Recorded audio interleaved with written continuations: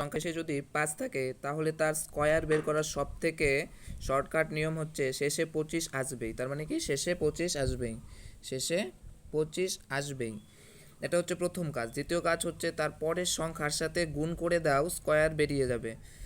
যেমন মনে করো এখানে কত আছে, 1 আছে, তো 1-এর পরবর্তী সংখ্যা কত, 2। তো আমরা যদি 2-এর সাথে গুণ করে দিই, 2 1-কে 2, 2 1-কে 2, আমাদের 15 স্কয়ার বেরিয়ে গেল। তো সেম এরকমই শেষে 5 আছে মানে এখানে 25 আসবেই। তারপরে স্কয়ারকে 2 গুণন 3, 3 দুগুণে 6, 6 বেরিয়ে গেল। তারপরে 5-এর স্কয়ার 25, তার সঙ্গে যদি তুমি গুণ করে দাও 3-এর পরবর্তী সংখ্যা 4, 4-এর সাথে গুণ করে দিলে 3 4 12, সেরকম এরকম সেম একদম।